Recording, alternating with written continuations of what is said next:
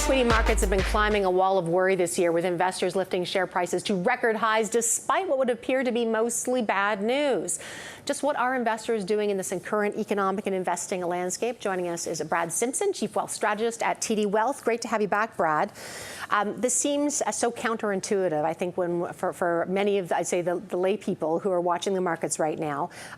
There's, again, market highs, nothing but bad news all the time, lots of volatility this summer. So if you look at the cycle and where we are, where are we? That's really, I guess you'd have to say maybe late stage, right?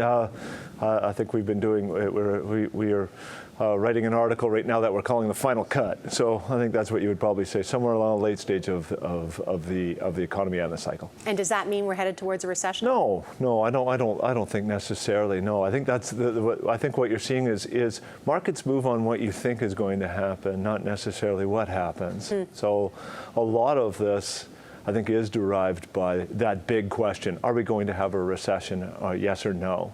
And I think the starting point of that is you hear an awful lot about an inverted yield curve, and you see an inverted yield curve come in and out. And I think, first and foremost is that there's 6 data points of an inverted yield curve. It's really not a great data set to answer the question, are we going to have a recession? So we actually kind of created a scorecard, if you will, to try to determine if we're going to have a recession or not. And we kind of follow that, and if you look at those in those terms, it kind of gives you a better idea. Well, let's bring it up, because you've brought it up before, yes. And I think it is a great scorecard. So we've got some thumbs up and thumbs down. We've got yield curve, one of the inputs, I'll say, for this. Yeah. Take a look. Inflation, labor, credit, ISM, earnings, and housing. What I will say, though, versus the last time we saw it, there's more red on here than there was before. So like last time, it was just all green and up, and all things were great, right? And it's more troublesome now, right? So. If we kind of went across the board with it a little bit, I mean, we have seen an inverted yield curve, and while I'm saying, that you have to be cautious with that as a concern, it is a thing to consider. Inflation, it wasn't, 6 months ago, everybody was talking about the fear of inflation. Now we're kind of wondering, well, will we ever see inflation again, right? PMIs, the manufacturing indices. So on the manufacturing side, used to be a positive. It's slowing now. Employment is still a real positive, so I think that's a good thing. Housing is still a positive, so that's a good thing. But it is more of a mixed bag today, and I think that starts to point to a bit more of a cautionary tale of that. TD Economics has a leading indicator, and they're calling that today kind of a yellow, right? But instead of saying, we're going to have a recession, we're moving into an environment just a little bit slower growth. And I think, that leading indicator index and our sort of thumbs up, thumbs down indicator is a pretty good barometer. Let me ask you, too, because I know you brought in a chart here, which I think is interesting, because so much about recessions is psychological. Yes. When people think something's bad time, they stop spending, and businesses stop spending too. We've got here taking a look at the Google searches for recession and looking at the VIX. I think at the same time. Yeah. So this is to me, this tells me more than the tale of the tape than anything, really, right? Like with that, and that is, July 31st. The Fed chair comes out, we drop interest rates a quarter point. He's feeling pretty good about it. And then a reporter asks him, well, are there more to come? And he said, well, no, don't look at this as the beginning of a change cycle. This is just kind of one isolated move. And I mean, the markets went absolutely berserk after that. And recession. And all the chart really shows is that volatility is picking up. But interestingly, I think how many market participants have never lived through a recession before, right? So Google searches, and they spike. And as they're spiking, the volatility is because there are all kinds of people participating in the market, are hearing about this scary thing from their parents or their grandparents, but they've never experienced it.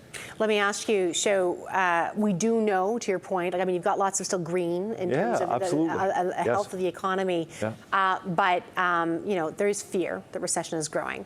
Therefore, I'm assuming risk is going up in the market in terms of, especially given where markets are, historically speaking. How do you think about risk in this climate, and how should investors think about risk right now? Well, I think we think about risk in kind of in a little bit of a different way, if you will. That that markets are made up and investments are made up of almost something like a DNA, right? You're like, what's going on in your inside? So most folks will build an investment portfolio and they'll look at an environment like that and they'll say, well, I've got a certain amount that I have in stock, or my equity position, if you will, kind of the rest of my guaranteed investments. And that for the last 30 years, or let's say specifically really the last 10 years, boy, if you looked at the inside of what drives the returns of those, one of the main drivers is equity returns, but that's just an equity type of risk. The other return of that would be your interest rate and your credit. So there's something called fixed income risk, made up of which way interest rates go, yep, which way credit is, right? For us, the way we look at it is to say, there's far too many people who build investment portfolios that are predicated on which way interest rates go and how equity markets do. And like disproportionately so, right, that are really geared towards which way equity markets go. And for us, we said, well, wait a minute, if you could break that down and you could more look at, instead of building a portfolio just on asset allocation, but instead build it on equity risk and fixed income, but also on volatility risk to itself, to how do you manage that, to which way currencies are going to go, to which way on liquidity, and how do you manage, does every investment you own, should you have to be able to get it in and out of it in 5 minutes? Yeah. And by adding those elements and trying to balance between those, it creates a better risk-diversified investment portfolio. Let me ask you, and I've only got about a minute here left, but if in terms of building that risk portfolio, yeah, I mean, obviously this is going to depend on the person. Absolutely. Depending on their need, their timeline, but the real asset positioning, the alternative space is something, right, obviously that's going to really help absolutely hedge against all the other stuff that's going on right now. Absolutely. Yeah. For sure. So is that something you're seeing a lot more interest in now? Well, I think I don't know how much more interest we see in it. What we see is that we manage portfolios that way. So we're spending a lot of time really educating investors. Mm-hmm. Say, look, we're still saying if you own bonds, bonds are an excellent investment to have. Have some good government guaranteed bonds, have some good investment grade bonds. Have some good capital returns based on what's happening too. Right, and in that fixed income positions had 8 to 10% returns this year to yep, date, right? Because as interest rates have gone down. Yep.